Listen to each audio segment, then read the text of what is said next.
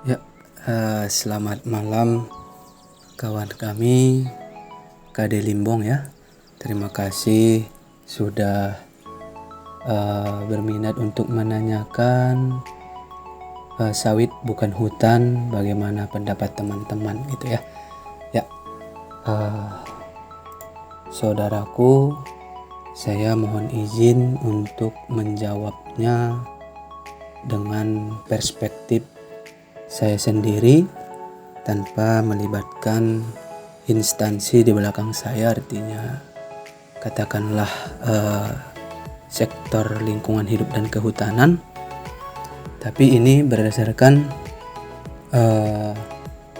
pengalaman-pengalaman empiris saya di lapangan, di kebun sawit, di hutan, dan juga di peralihannya mungkin begitu, dan di bangku sekolah termasuk serta perkuliahan gitu ya, serta memang di berbagai event-event saya mengikuti pertemuan-pertemuan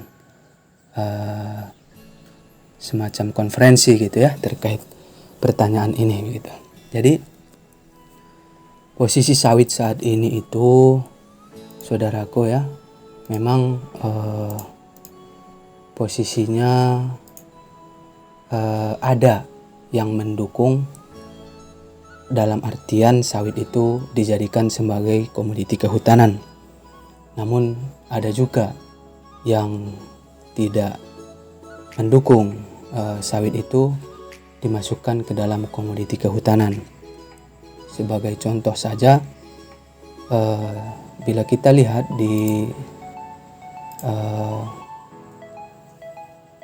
Kontan ya, di berita 19 April 2018 itu disebutkan oleh reporter Noverius Lauli ya, itu bahwa Fakultas Kehutanan IPB, salah satunya Pak Yanto Santoso, juga Pak Rinekso yang saat itu mungkin sampai sekarang juga masih dekan Fakultas Kehutanan IPB ya, juga Bapak Dodik gitu, kira-kira nadanya beliau mendukung begitu jika sawit itu alangkah baiknya dimasukkan saja ke dalam komoditi kehutanan begitu. Nah, dan ada juga pakar konservasi tanah dan air dari Fakultas Pertanian IPB yang dalam hal ini jurusan ilmu tanah begitu, Bapak Dwi Putro ya, Tejo Baskoro. Beliau juga sepakat, artinya sawit itu sebenarnya tidak mengganggu lingkungan begitu ya, dalam artian walaupun ditanam, artinya beliau menyebutkan, beliau melihat seperti beberapa tanaman lain sebenarnya daya evapotranspirasinya lebih tinggi daripada sawit, sehingga kenapa sih sawit yang dipermasalahkan, kira-kira begitu salah satu penelitian beliau di beberapa provinsi di Indonesia gitu kan ya. Di lain hal ya, ada juga peneliti-peneliti yang tidak setuju ya, seperti saya sebutkan tadi. Misalnya itu adalah ini dari salah satu riset di Universitas Riau Pekanbaru misalnya ya, nanti saya share ya linknya. Itu pada intinya, pada kesimpulan penelitiannya menyebutkan bahwa sawit itu kalau ditanam monokultur ya, khususnya ya, dalam jumlah yang luas dan banyak begitu, kurang direkomendasikan lah intinya begitu kalau di Indonesia khususnya ya dalam hal ini, karena Indonesia itu tropis ya, dia itu terkenal dengan heterogen seperti penduduknya juga kan, kita bisa lihat heterogen, juga tanaman-tanaman juga biodiversity lainnya misalnya tanaman juga heterogen. Kira-kira seperti itu pendapat beliau. Dan ada juga riset yang menyatakan bahwa ini dari Jurnal Ilmu Pertanian Indonesia ya, yang dirilis oleh IPB. Ini juga menyatakan bahwa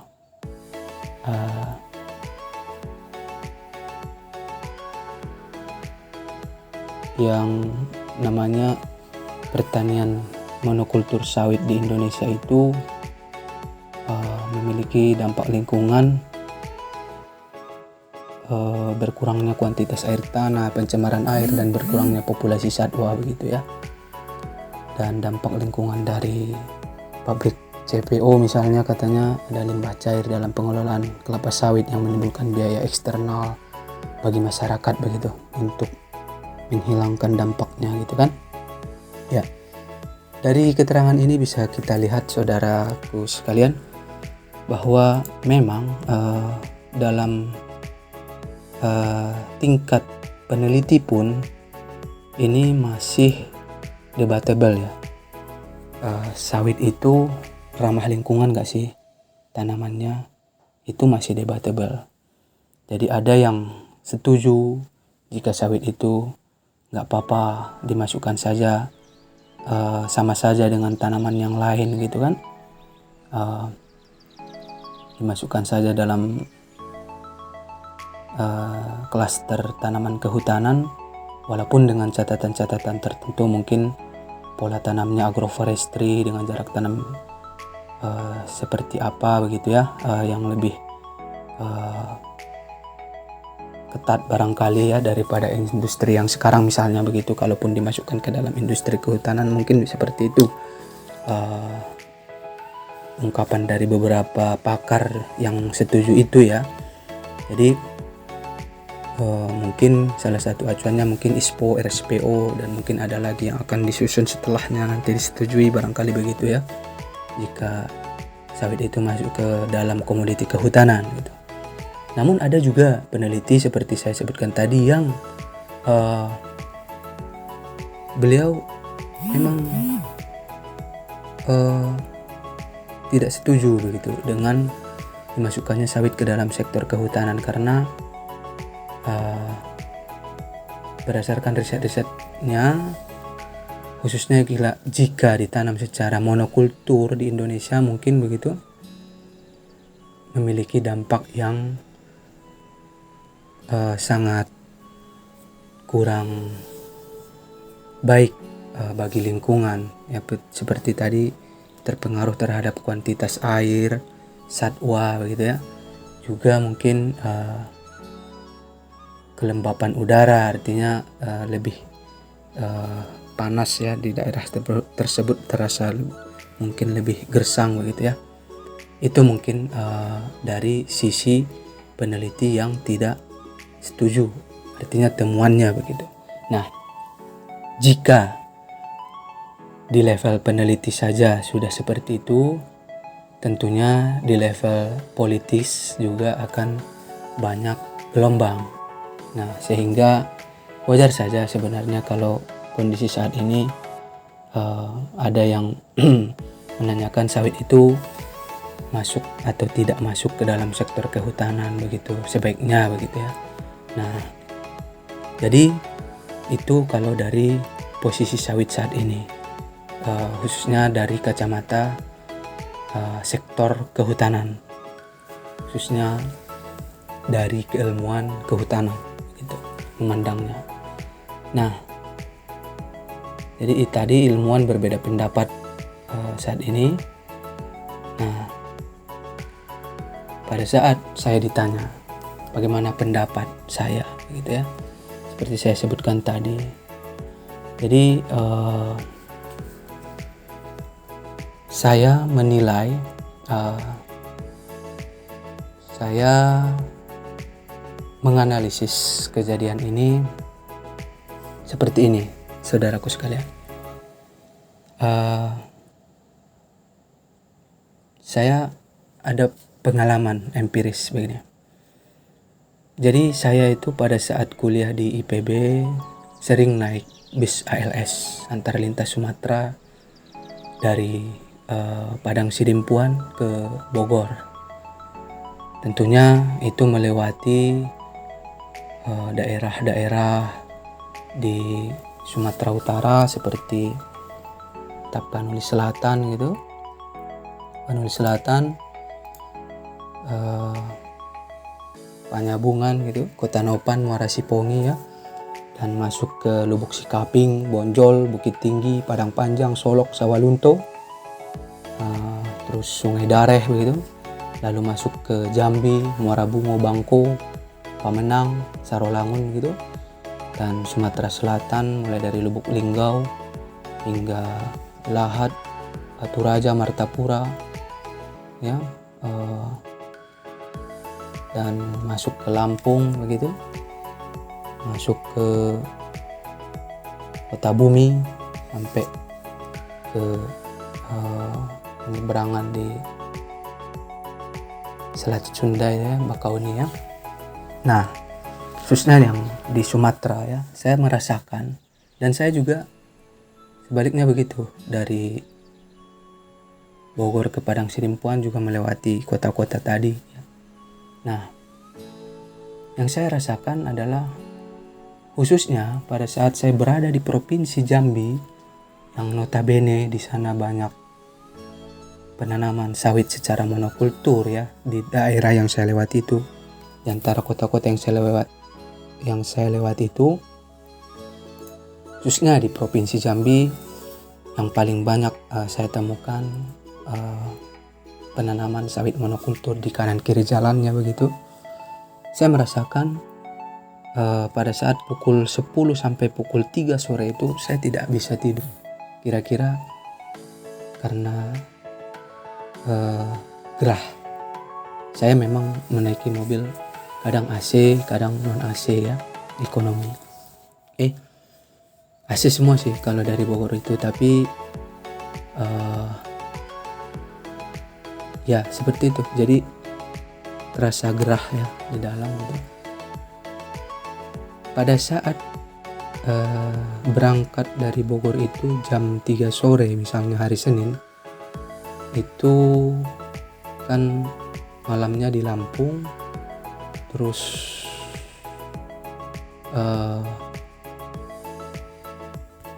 sekitar keesokan harinya sekitar jam 10 itu, pokoknya di Jambi itu sekitar jam 10 lah biasanya kami itu, jam 10 pagi sampai jam 3 sore gitu. Nah, masuk ke Sumatera Barat itu sudah mulai gelap lagi,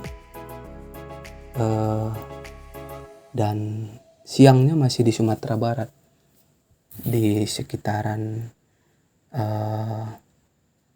Bukit Tinggi ke Bonjol inilah kira-kira gitu kan. Nah, dan sorenya sudah mulai nyampe di daerah Muara Sipongi kira-kira begitu. Nah, itu terasa beda walaupun sebenarnya berdasarkan insting saya itu secara cuaca tidak terlalu berbeda jauh, artinya sama-sama cerah ya misalnya gitu, tapi lebih panas di daerah Jambi. Nah, inilah mungkin kalau menurut saya pengaruh dari evapotranspirasi yang begitu besar dari penanaman sawit yang monokultur. Nah, sehingga terasa betapa bedanya jika pada saat di daerah Jambi dan di daerah Sumatera Barat serta di perbatasan Sumatera Utara di sekitaran Muara Sipongi, Kota Nopan, Panyabungan. Karena di daerah situ kan kita tahu ya, mulai dari Sawalunto, Solok, Bukit Tinggi sampai Kota Naupan itu masih hutan. Maksudnya tidak tanaman industri ya, tidak tanaman sejenis, tapi masih heterogen, ada beberapa jenis tanaman itu. Itu lebih sejuk di daerah yang Sumatera Barat dan sampai ke Padang Sidempuan itu. Kalau tidak percaya silakan teman-teman mungkin bisa lakukan perjalanan itu.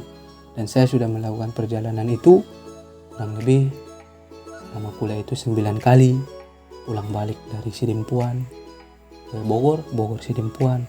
Saya sering pulang balik seperti itu karena saya sering bawa bibit tanaman dari IPB ke kampung. Saya sering menanam. Kadang-kadang saya pulang menanam gaharu, menanam durian bibit hasil dari IPB, kira-kira begitu. Nah, itulah pengalaman saya secara empiris tentang kenapa tentang sawit itu gitu ya. Nah, kira-kira begitu. Terus pengalaman saya juga ya teman-teman ya. Pada saat saya SD ya, kita lah ya berarti pada saat itu SD umur atau kelas 97 itu kelas 2 ya, sampai dengan kelas 4 sampai 99 kami membuka hutan di sekitar, di samping hutan Nabundong, Aik Nabundong di Paluta, sekarang di Aik Godang ya, Sumatera Utara. Jadi sebelumnya itu saya perhatikan betul itu teman-teman. Saya ingat betul waktu itu kami, opung saya ya, 7 hektar kurang lebih sawitnya itu, sawit beliau itu sebelumnya hutan. Jadi karena opung senang kebun itu, mau dibangunlah ceritanya di sana musola dan di sana ada mata air sebelumnya hutan. Nah, ceritanya ini dari awal. Nah, di dekat mata airnya itu kami sering main sana. Di sana ada ikan. Kenapa ya saya kurang tahu jenis-jenis ikan karena saya memang kurang mendalami ilmu, belum terlalu mendalam ilmu perikanan. Nah, ikan tawar tentunya.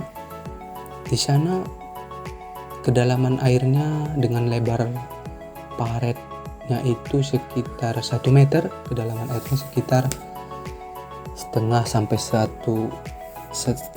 lutut sampai 1 lutut lah kira-kira teman-teman. Nah, pada saat itu opung berniat membangun musola di sana dengan tentunya dengan fasilitas airnya, tempat wudhu. Nah, di drop lah beberapa kubik batu untuk pembangunannya dan pasir sudah. Nah, namun pada saat mau membangun itu ekonomi opung agak sedikit tersendat untuk membangunnya, sehingga diputuskan dibangunnya nanti saja sekitar 4 tahun ke depan, artinya saat sawit sudah berbuah dan panen gitu. Nah, apa yang terjadi teman-teman? 4 tahun setelah itu sawit sudah tumbuh, sudah berbunga pasir dan sudah berbuah, dan ya kira-kira 5 tahun sudah bisa lumayan lah hasilnya gitu. Adalah uang opung untuk membangun musola itu serta fasilitas tempat duduknya. Namun apa yang terjadi? Mata airnya itu sudah mati. Mata airnya itu hilang dan paretnya itu berdebu. Saya tidak bohong. Dalam hal ini saya tidak bohong. Nah, itulah pengalaman saya. Nah, kaitannya dengan itu. Saya seperti mungkin tertantang untuk melakukan riset sebenarnya.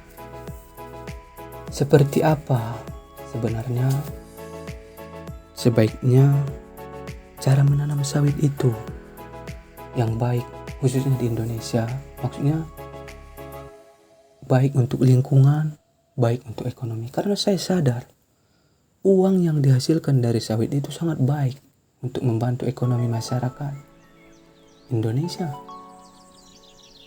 Oleh karena itulah pada saat ini juga saya terpikir untuk mudah-mudahan saya ada kesempatan juga, termasuk saya mudah-mudahan untuk melakukan riset pola tanam terbaik untuk sawit di Indonesia khususnya.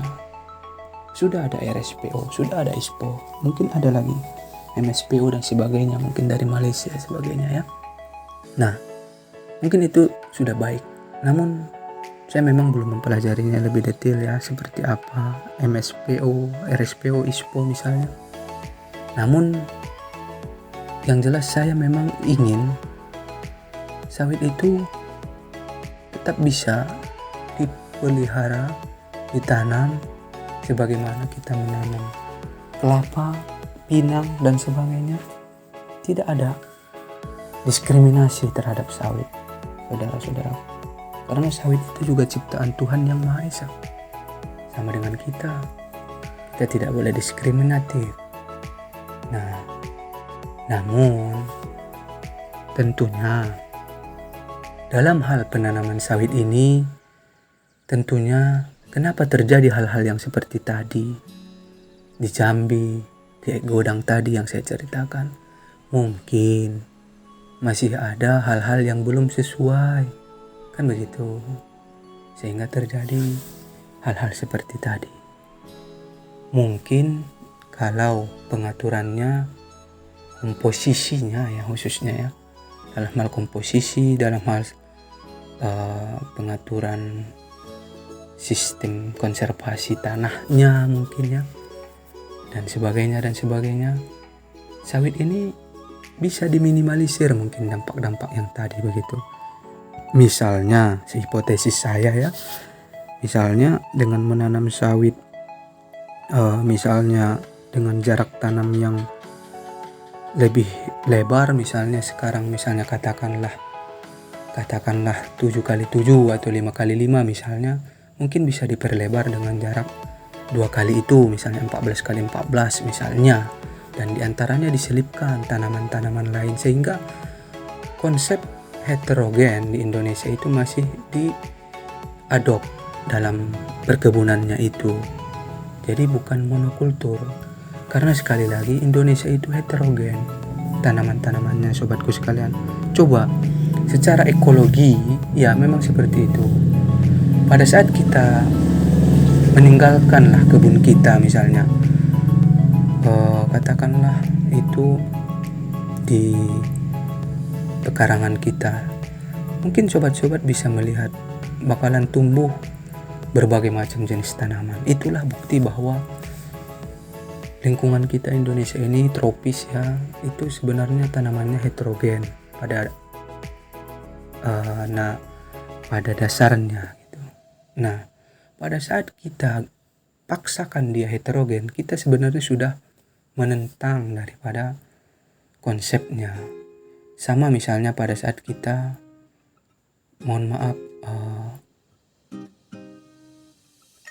pada saat kita misalnya ya berkulit hitam misalnya, namun kita paksakan kita berkulit putih, itu menentang nilai dasar dari ekologisnya gitu. Nah, kalau di mungkin daerah-daerah subtropis seperti misalnya Korea dan beberapa tempat lainnya, misalnya di Eropa misalnya, itu memang homogen ya, beberapa jenis tanaman yang tumbuh di sana. Misalnya pinus di Korea itu ya. Kalau di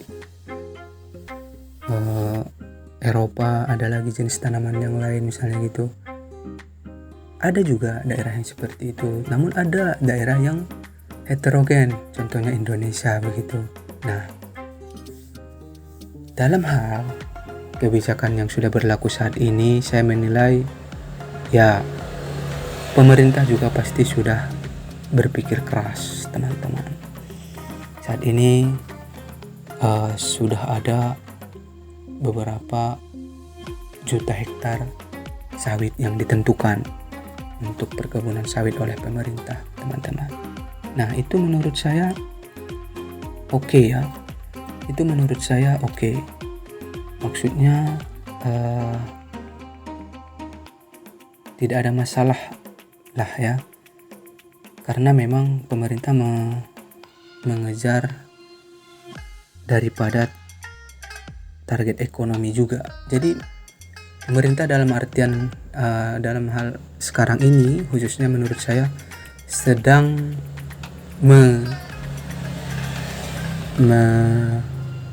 memasukkan sawit itu ke dalam sektor industri dari seperti halnya tambang gitu.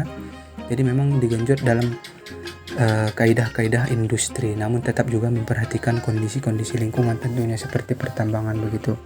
Nah, seperti itu. Nah, namun pada saat berbicara ke depan seperti apa, ada yang setuju tadi, ada yang tidak setuju tadi. Tentunya beliau-beliau juga pasti ada rules-nya juga sebenarnya, walaupun yang setuju tadi itu pastinya, dan artinya berdasarkan risetnya juga dan sarannya juga ada rulesnya juga sebenarnya itu pastinya, walaupun beliau setuju dimasukkan ke dalam komoditi kehutanan gitu. Nah, apapun itu, kalau menurut saya ke depannya adalah saya yakin semua pihak itu pasti sudah memikirkan yang terbaik ya, khususnya untuk ekonomi dan lingkungan. Namun saran saya itu tadi, alangkah baiknya kita melakukan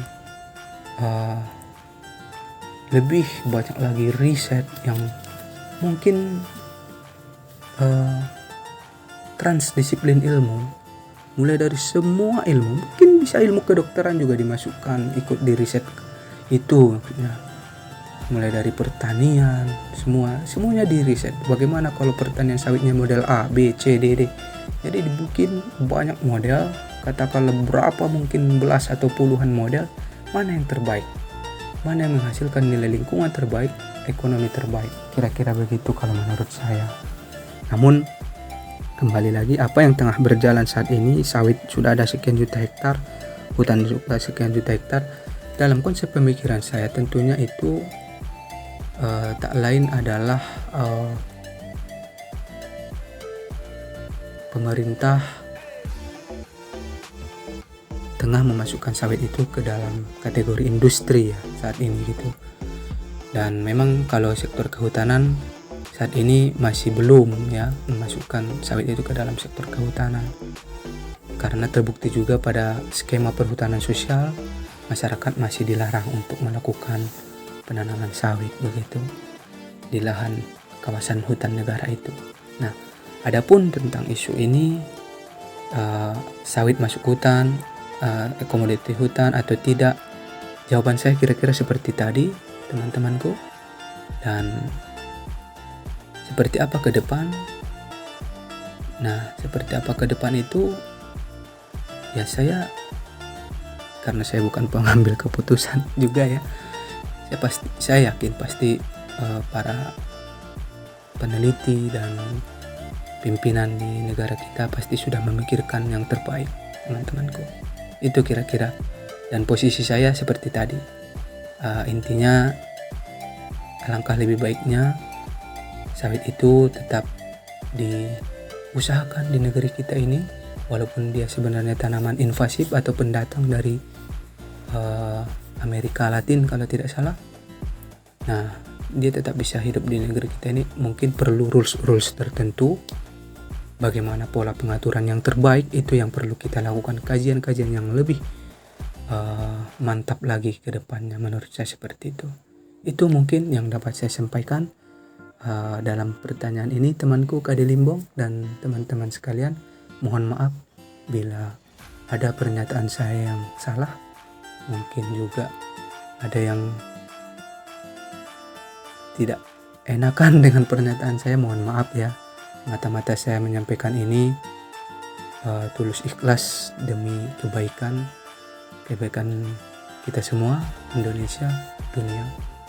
Dan saya sebagai umat Islam, saya ucapkan ini lillahi ta'ala, karena Allah subhanahu wa ta'ala. Begitu kira-kira teman-temanku sekalian. Wassalamualaikum warahmatullahi wabarakatuh.